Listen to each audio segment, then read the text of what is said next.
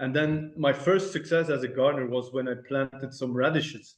And for your listeners, if anybody is interested in gardening, or you want to start your gardening journey, try radishes. It's the Okay. easiest vegetable to grow. Like Okay. it takes very little time, it grows fast. So I had my early success and I thought, wow, this is so easy. Just put some seed in the soil and then you get Back on another edition of the Audacious Living Podcast, where our ongoing goal is to help our listeners live their best audacious lives ever. And I really want to thank you for being a part of our journey, taking time out of your day and spending it here with us. Now, I've never professed to have a green thumb, but just the way a well-tended garden nurtures the earth and sustains life, our actions in practicing sustainability and environmental stewardship can have a profound impact on the world around us. Now, in today's episode, we dive into the world of gardening sustainability with expert Matthieu Mehuys, exploring how small changes in our daily lives can make a big difference in creating a healthier planet for future generations. Matthieu is a passionate landscape architect and advocate for regenerative farming practices with a background in designing sustainable landscapes and promoting ecological gardening. Matthieu brings a wealth of knowledge and experience to the conversation on the environmental conservation and sustainable living.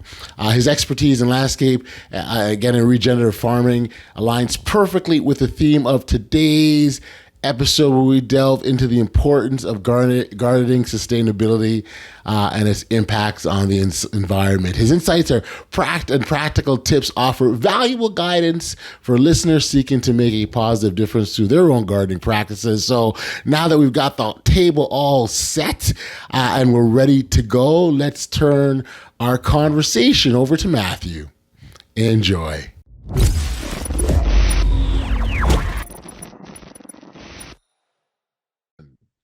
Hey, Matthieu, thank you for joining me here on the Audacious Living Podcast. I appreciate you making the time like this, my friend. Yeah, Aldi, I'm so excited to be on your show. Just like I said just before we started, I love the name of your podcast. Thank you. It's really dear to me as well. Thank you. It's it's funny when I wanted to when I was thinking about the concept of starting a new podcast. I've done it for many years, and so this was just another podcast in my mind. But I wanted to really do something that had some significance for me personally. And I remember sort of taking sort of analysis of my life and kind of looking back at all sort of my accomplishments, my successes, what have you. And that theme of audacity sort of resonated, and it was like, I wouldn't have done this if I didn't take that step or didn't take that chance or take that risk or was bold or demonstrate that courage. And so it just naturally made sense of that, how I want to live my life, right? Like in an audacious way. And so now it's translated that from not only just how I live my life to how I want to encourage others to do the same. And so it's my, I guess it's my mission of helping to make this world a better place, if you will. You've got a similar mission. You want to make it greener and healthier. So Yeah, exactly. and you are an author and you spread your good word through that vehicle. So maybe as a starting point, Matthieu, I can get you to sort of tell our audience a little bit about who you are, what you do, and what's got you to this point. Yeah, exactly. So first of all, I really want to say that the whole explanation that you gave me, it really resonates with me as well, because being a business owner is pretty much like you being in sports. It's really, you have to take risks, like get after it. It's like one big adventure and a roller coaster. So I'm happy to be here today. So I'll try and explain. So I'm a landscape architect, but I'm also looking at my business or my work much wider. So I also design gardens. I help farmers to become successful. And just for you to understand better where I've like come from, I'm gonna tell you like my backstory. Sure. So everything pretty much started around the age of 3 years old. I grew up on a family farm. My father is a farmer. My brother is also a farmer still today. We're actively farmers. So, but from a very, very young age, I got extremely fascinated about how nature works. I just like found it mind blowing at that age. It's probably one of my first memories that if you have a little seed and you put it in contact with the soil, that it grows into an amazing plant. I still remember I had like in our house, I put a corn of mice into the soil, and it just came like a huge plant that was just like mind blown, right? So then I went on about the age of 5 years old. I had an amazing teacher in school where we were able to do some gardening at school. We like spend a couple hours a week in the garden to learn about plants. And I just found that so cool to like grow your own food, learn about plants. And I came home to my parents and I said, I want to start my own vegetable garden. And at that time on the farm, we didn't have much vegetable production because it's a farm that is mostly cattle and like cash crops, like grains and all these things. So, but my parents said, no, we don't have time, we don't have place, no. But I kept on like pushing, right? That's probably a little bit the audaciousness. Like I really wanted to do it. So Mm. eventually they gave me some little space at the back of the garden, and I started to experiment. At that time I also started to get really excited about designing a garden. Like I made my beds, I prepared the roads, I like designed it. I loved doing that. I'd spend hours and hours in that garden. And then my first success as a gardener was when I planted some radishes. And Hmm. for your listeners, if anybody is interested in gardening, and or you want to start your gardening journey, try radishes. It's the Okay. easiest vegetable to grow. Like Okay. it takes very little time, it grows fast. So I had my early success, and I thought, wow, this is so easy. Just put some seed in the soil, and then you can harvest. So I said, okay, I'll try other things. Bought like bunch of seeds, Sure. and I started to throw them in the garden, and thinking like, I'll come back in a couple of weeks. It'll be full of tomatoes, lettuces. Like I'm 5 years old at that time. I just trying things, right? So I think oddly, you can imagine what happened when I came back after a couple of weeks. Can you guess what happened? I'd imagine that you've had a full spread at your disposal in terms of your garden growing and blossoming. Well, no, Oh, it was just okay. overthrown by weeds. Okay. Like anybody who has done some gardening knows, like weeds is Yes. an issue, right? Yes. So I Yes. thought like, okay, I'm gonna get all the produce. No, it's just overgrown by aggressive weeds. I'm Right. devastated. Like, why is this happening? And pretty much from that day onwards, I really wanted to learn more about how nature works, and that actually brought me into studying landscape architecture. Amazing. I did a bachelor's in Belgium, did a master's in Germany, so I really got like into the nitty gritty of how we can use our skills as a landscape architect to design spaces. And then I found myself in a 9 to 5 job Hmm. in Germany in like a renowned office.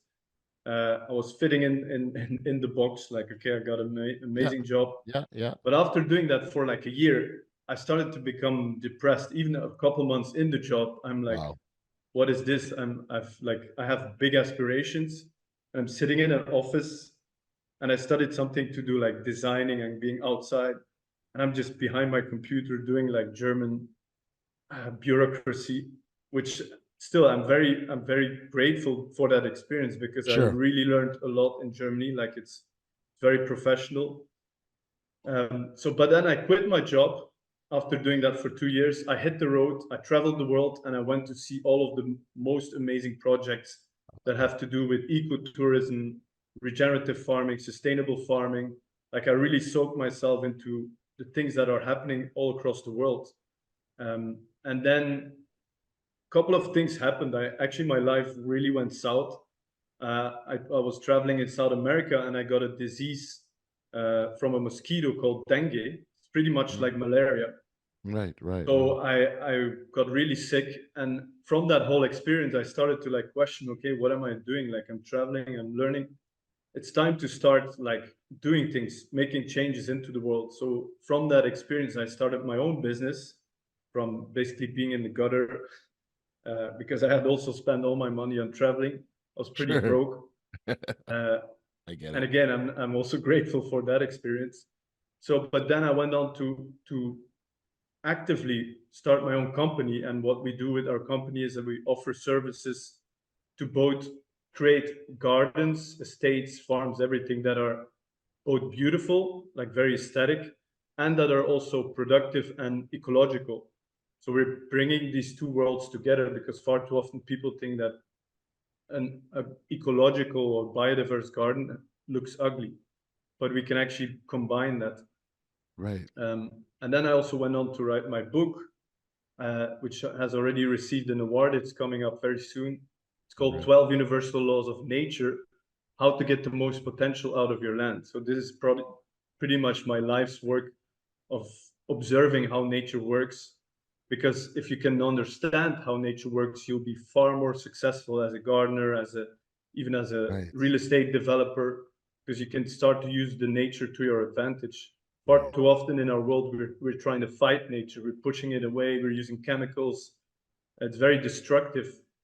But I see huge potential in working with nature to get Yes. in our like post-industrial world that we're getting into today, where we also have huge challenges with climate change. Yeah. So it all brings this together and solving a lot of our modern day problems. Yeah. So that's where I'm at today.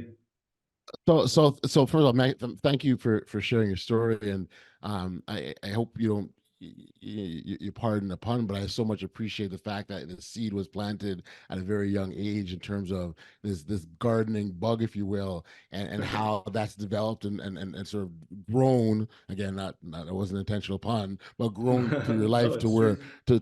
to where it is today. But not only has it grown into now you've got a business, but you're also on this mission of really sort of to well, certainly some awareness. I would imagine is a big part of your work, Yeah. awareness and advocacy, but Mm. really the mission on and helping to save the world, so to speak.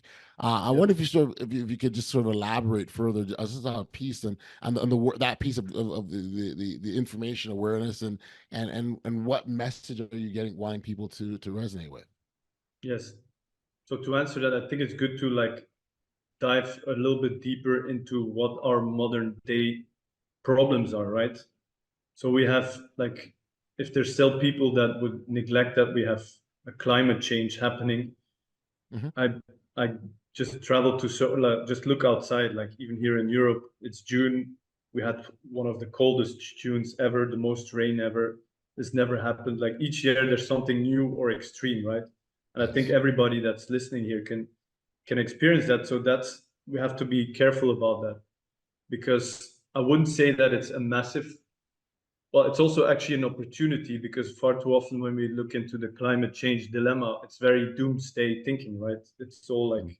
we're pretty much done, and Yes. it doesn't have to be that way because there's solutions that we can actually reverse climate change very quickly, and this has to do with how we are using our land, being a small garden, being a huge farm, being a real estate development, like all of these things have an effect on our environment. Like we're using in just to talk a little bit more about farming, our farming system or our whole food production system is very chemically based, which Right. happened from the Green Revolution in the 60s. We started to use 50s, 60s, we started to use a lot of chemicals because we didn't want to experience hunger again in the Western world. Right. Because after the world wars, there was not enough food, there was famines.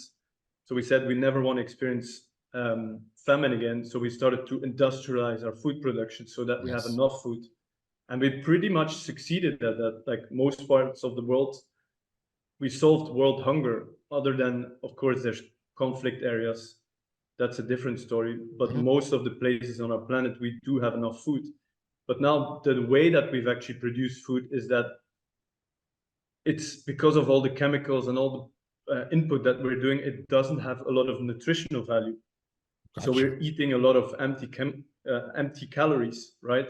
Hmm. And on top of that, this system has a huge devastating effect on our environment, both like locally because the chemicals end up in the rivers, in the ocean, as well as globally, we're emitting too much carbon dioxide. We don't have to lie about that. Hmm. So we can keep going on like a lot of the doomsday thinking, and there is a definite problem. But now I actually want to really focus on the solutions because that's where we have to look. We have to shortly observe. We have a lot of challenges. Even on personal, our personal health is also a big topic, right? Because of the food Yep. that we're eating. Yep. Um, but then what are the solutions, right? We have to look at something like most of the solutions that are offered today make the way we're doing it today less worse. So it's like we're talking about, oh, let's do a 20% reduction of carbon emissions. Let's just do it a little bit less worse, right? And this is not the right way of looking at it, because there's so much opportunities where we can reverse climate change in a very fast time. And like the biggest way of doing that is by revolutionizing agriculture.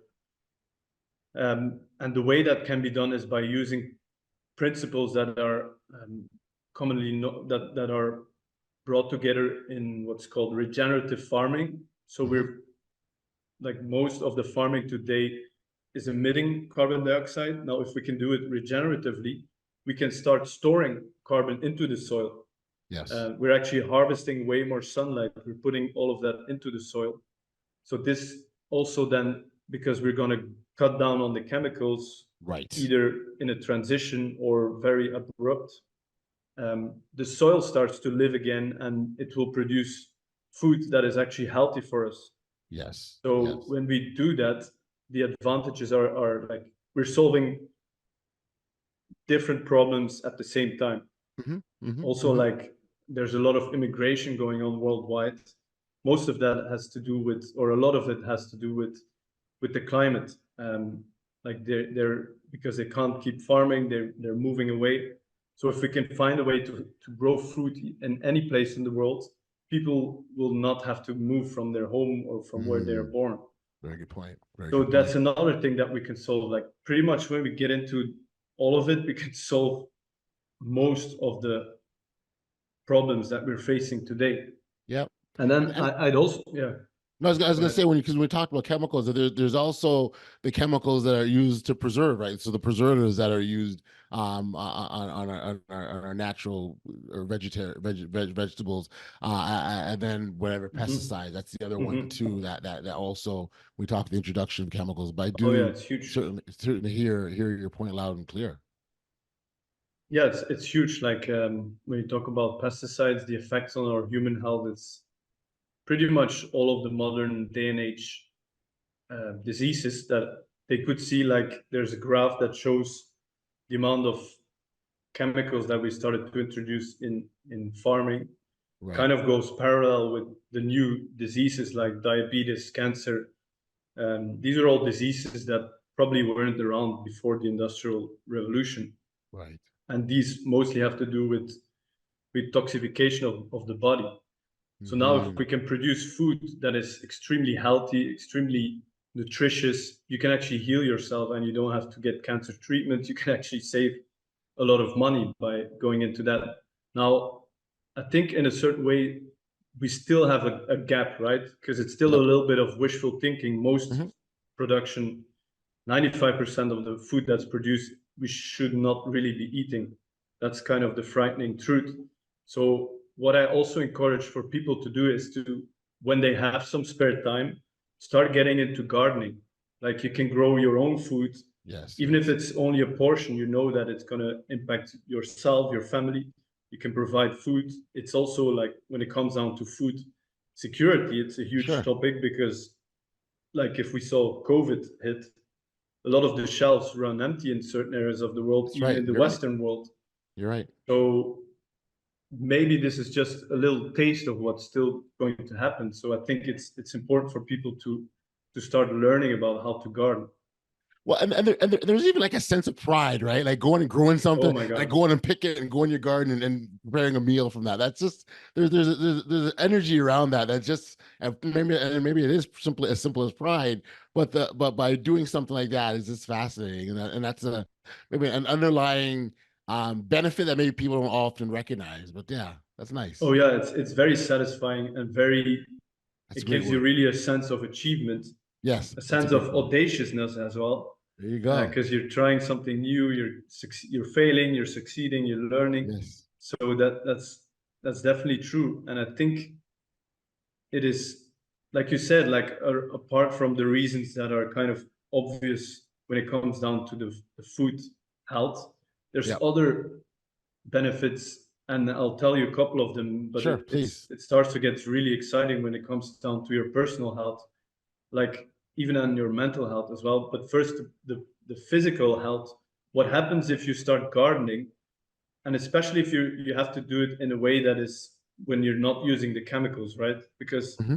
why would you start using chemicals in your own garden? Because then the food that you produce is not better than what's in the supermarkets, right? Exactly. So, but if you cut down on the chemicals, you do it in a way that is in harmony with nature, like based on the universal laws of nature, then you're gonna create such a healthy soil. Like this is the basis of all life, is our soil, and of course Yes. water as well. But you create such healthy soil that a small teaspoon of healthy soil has more microorganisms Hmm. than there are people on the whole planet. So it's like Wow. full of microorganisms. And as it turns out, our personal health is very much linked to microorganisms in our own body. In fact, our gut health and our Okay. brain health are Yes. mainly driven by microorganisms, because they're the microorganisms in our gut. They help us digest the food so that we can absorb the nutrients.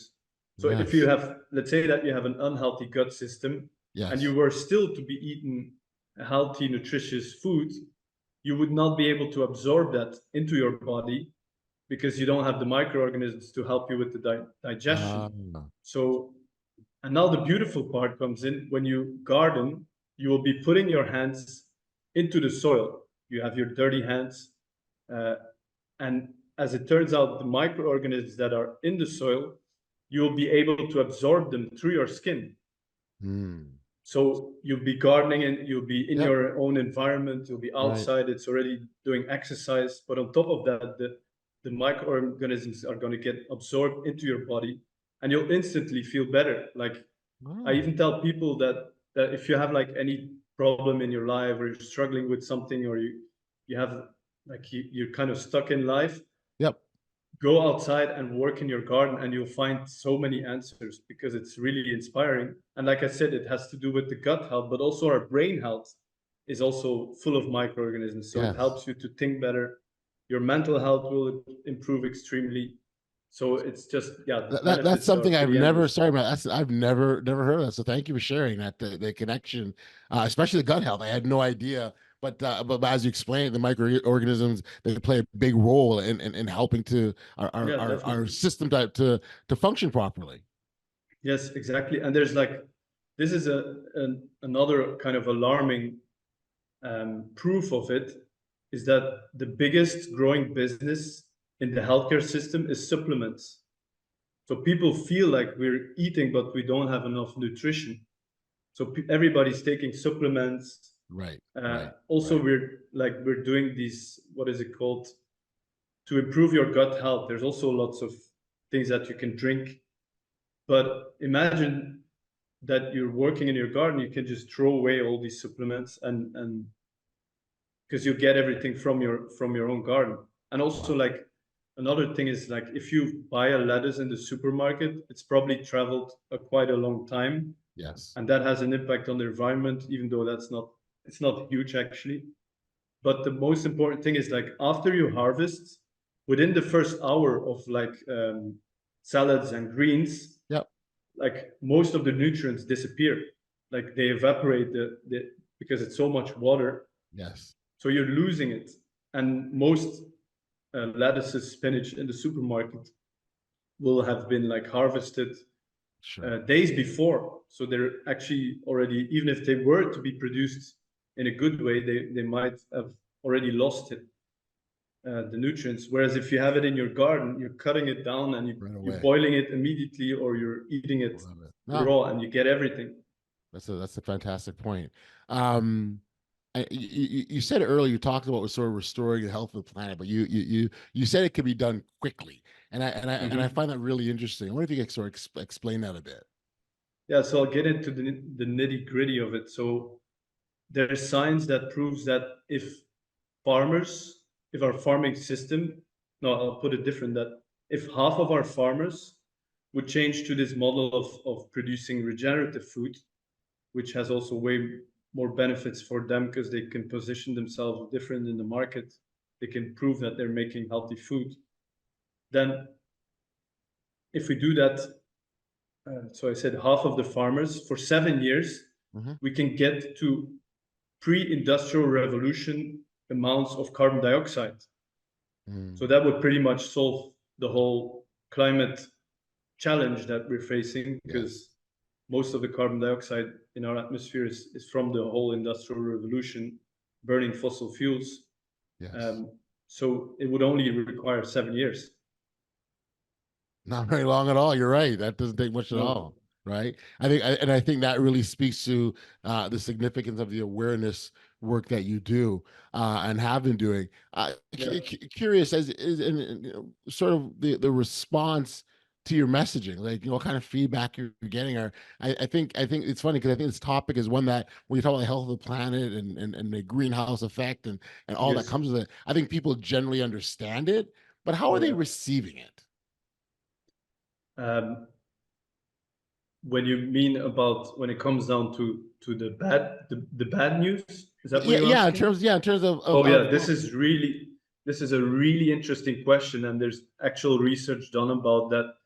That especially the young people mhm. from like around 20 years old, they are frightened to death about what's gonna come. Like they have Mm, mental issues, they have an anxiety, wow. so it's affecting them really hard about like how is our planet gonna look if we keep doing it the way we are doing it. Right. So it's really interesting that it's putting a lot of pressure on people, which it kind of shows how urgent our situation is, but it also Yes. shows that we're putting too much emphasis on the problems.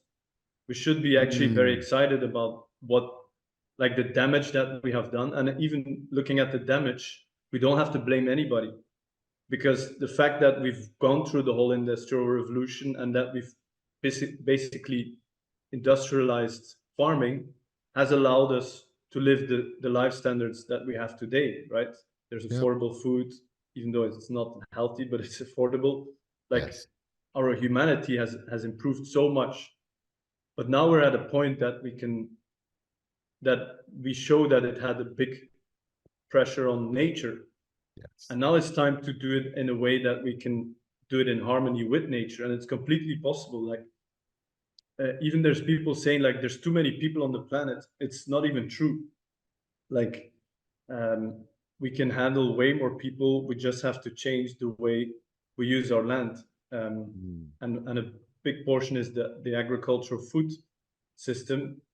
But another amazing part is that also each and every individual garden has a huge impact. Like they've done research yes. on figuring out what is the most biodiverse places on our planet. So Right. biodiverse means like it has a value for the local environment. It's good Yep. for also the carbon.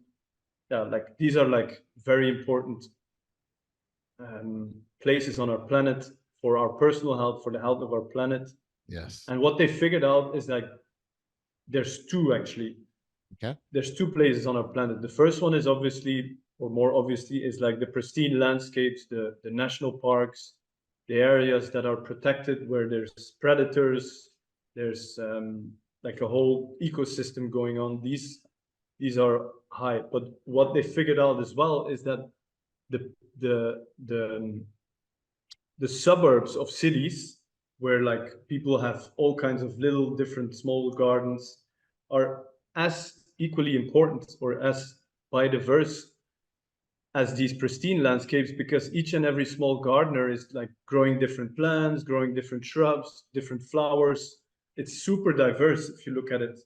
So it also shows that each and every individual person can have a huge impact on our environment, even if they Hmm. only have a small background or even if they only have some plants on a balcony. Yes. It Yep. will impact Yep. our bigger globe because everything is connected. Well, and that's a really good point. The connection, because we talk about like the restoration of ecosystems.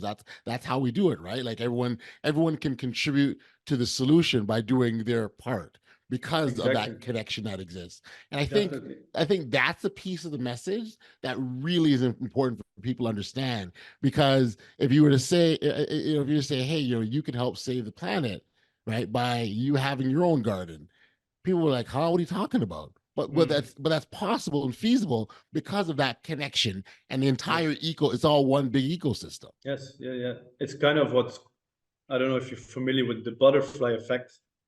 It Yes. says like one whip of a The wing of a wings. butterfly Yep. can start a whole hurricane.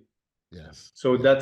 that's also shown like how fast we can actually change our climate, because it kind of stacks. The more people start doing it, the better it gets each and every year. It improves. So Yes. it can go very fast in that sense as well. I gotta tell you, Matthew, I love the way this has become a life mission for you. It really has, and again, the humble beginnings, if you will, right? Like Mm. it started as a passion. Now it's become something that's even bigger than yourself. It's the entire Oh planet. yeah. That's amazing. I love it. That's got to feel Yeah. really rewarding. Thank you. Yeah, it is. It's because, yeah, I'm so committed to my purpose in life that I'm just hungry to help people achieve that, to change landscapes, even with developers. I'm now starting to work with developers, because the real estate market is kind of under a pressure, Sure. and there's also huge opportunities for developers to distinguish themselves from what's currently on the market. Like, also, if they can create environments that are healthy, they're gonna be able to sell better, because people will definitely want to live there, and the prices of the real estate will also go way up. There's also research that shows, like, in neighborhoods that are same location, same access to schools, to whatever, everything that is there. If one of the neighborhood or the community has like a rather green environment, there's trees, there's different things, whereas another development is like mostly like just grass and not much trees, and just like buildings, like very, let's call it very monoculture of housing development. The prices are double in the ones that have a green Mm, environment, because mm, we all have that, like, we came from nature. yes. We think we kind of got kicked out of the Garden of Eden. That's maybe part of the religious story, but I think it's definitely time to create the Garden of Eden here on our planet, I love it. because it's totally possible. I love it. No, I love the analogy of Yeah. the Garden of Eden, and what that what that represents and signifies, right? Like it's this ultimate picture of perfection from a gardening perspective, right? And Hmm. everything's at our disposal, and and man is there to sort of to govern, to cultivate, to help it grow and develop. And so again, that's something still within our power, very much so, and what we all can do. And again, that ecosystem, that connection is a big part of that. Mm. That's awesome. Yeah, Uh, um, definitely. for people, Matthew, that wanted to learn, more about the work that you do or yourself, where can we send them? Yeah, that's a great question, because I think I got a lot about the exciting part of how to get your dream garden, but there's Yes, obviously some steps that you need to do to get there, right? yes, yes. So what I figured out is that a lot of my clients wanted to start experiencing it themselves, to grow their own food, to grow their own plants. So I actually, from that demand, where also people, like, they are here today, they might have a backyard, it looks like a mess, there's not much going on. They Yep, want that dream garden, but yep. there's the they're like, how am I going to do this now?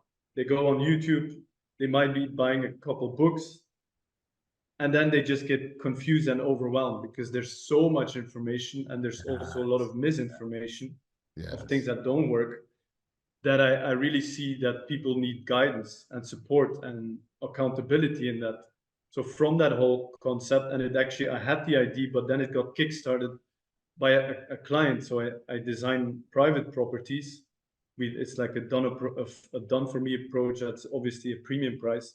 Hmm. And I did a whole redesign of a property for a client, and she loved it. We like made it very beautiful, but it was only a portion of her property. And then she came to me, she said, like, I love the work you did, but now I don't want any more landscape architects on my property. I want to do it myself. I want to experience it. And I was Right. like, oh my God, this is the sign.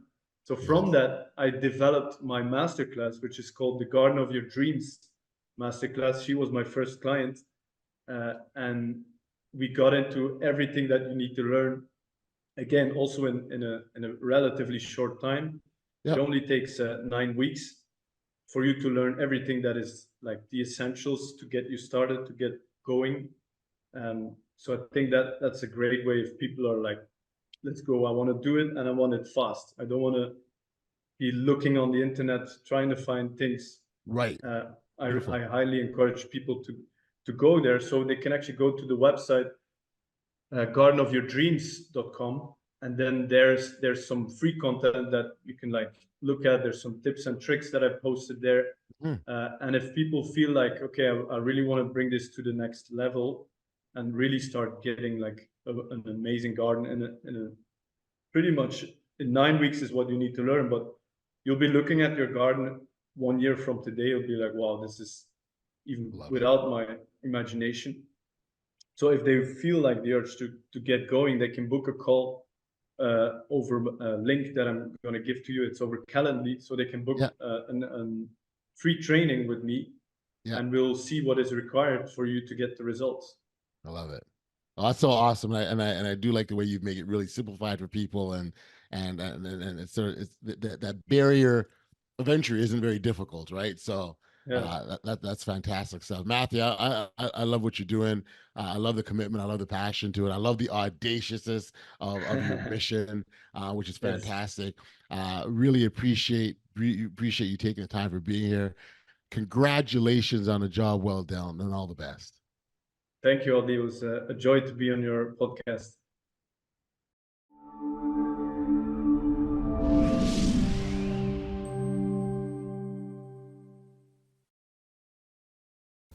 Back, we are here on the podcast, and much thanks and appreciation goes out to Matthieu for being here. As Matthieu eloquently shared, by embracing regenerative farming and sustainable gardening practices, we have the power to not only nourish the earth but also revitalize our communities and improve our own health. It's really through small steps in our gardens, right? We can contribute to a greener, healthier world for everyone. To certainly learn more about Matthieu and the work he does, or connect with him directly, even for that matter, be sure to check out the show notes below for the contact details. I'd encourage you to reach out to him. Matthieu's offering personalized guidance on creating your own sustainable garden oasis. So that'd be a wonderful thing. And he's very excited and passionate about that. Certainly discover exclusive offers and sustainable gardening products from Matthieu by visiting his website and exploring the resources available to enhance your gardening experience. I know my daughter's a big gardener, and so she'll appreciate him and what he has to offer. Thank you for tuning into the Audacious Living Podcast. If you've enjoyed today's episode and found value in our discussion with Matthieu, certainly like, follow, subscribe, and share the podcast if you haven't done so already, because that's the way we reach even more listeners and help spread this message of boldness and sustainability. Remember, we all can make a difference. Until next time, stay safe, be kind, show love to one another, and be audacious.